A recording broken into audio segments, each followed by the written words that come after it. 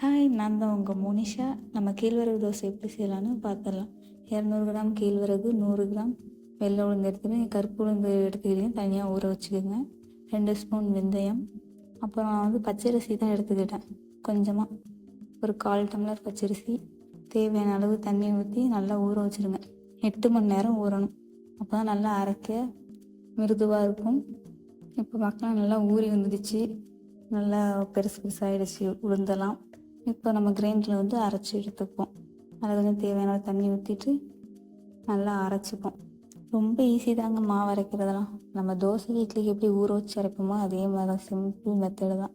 நல்லா நைஸாக மாவு அரைச்சிங்க. இந்த மாதிரி கிரைண்டரில் வந்து கையை விட்டு எடுக்காமல் இந்த மாதிரி ஒரு ஸ்டிக் வச்சு எடுத்துக்கலாம்.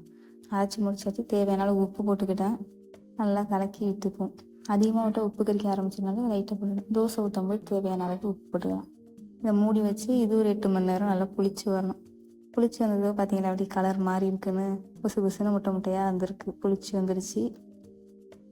இது போல் நம்ம மாதத்துக்கு ஒரு வாட்டி இந்த தோசை செஞ்சு சாப்பிட்டோம்னா நல்லா ஹெல்த்தாக இருக்கலாம். உடம்பு நல்லா ஸ்ட்ராங்காக இருக்கும். வெளியில் நல்லா மழைங்க, நீங்களே பாருங்கள், அழகாக இருக்குது. இது வாங்க நம்ம வந்து சட்னி ரெடி பண்ணிடலாம். கொஞ்சோண்டு நல்லெண்ணெய், வெங்காயம், தக்காளி, பட்டை மிளகாய் சேர்த்துக்கிட்டேன்னா, உங்களுக்கு பச்சை மிளகாய் கூட நீ சேர்த்துக்கலாம். நல்லா வதக்கினதுக்கப்புறம் புதினா சேர்த்து நல்லா வதக்கிடுங்க. அதை நல்லா கூல் டவுன் பண்ணிவிட்டு நம்ம மிக்ஸி ஜாரில் போட்டு அரைச்சி எடுத்துக்கலாம். நல்லா நைஸாக அரைச்சி எடுத்துங்க.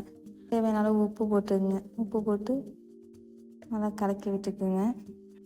கேழ்வரகு தோசை பாருங்க, நல்லா நைஸாக இருக்கும் மாவு, நல்லா மொறு மொறுன்னு வரும். நம்ம எப்போதுமே கேழ்வரகு தோசைக்கு வந்து கார சட்னி அது நல்லா காம்பினேஷன். நல்லா காரமாக சாப்பிட்டோமா நல்லாயிருக்கும். கொஞ்சமாக நல்லெண்ணெய், நெய் விட்டுக்கலாம். பாருங்க நல்லா பொன்னிறமாக செவந்துடுச்சு. நமக்கு தேவையான கேழ்வரகு தோசை ரெடி. இதுக்கு நம்ம வந்து கார சட்னி எடுத்துக்கிட்டோம். நல்லா டேஸ்ட்டாக இருக்கும். நீங்கள் ட்ரை பண்ணி பாருங்கள் உங்கள் வீட்டில். வாரத்துக்கு ஒரு வாட்டியாச்சும் ட்ரை பண்ணுங்கள். பாய், நெக்ஸ்ட் வீடியோவில் பார்க்கலாம்.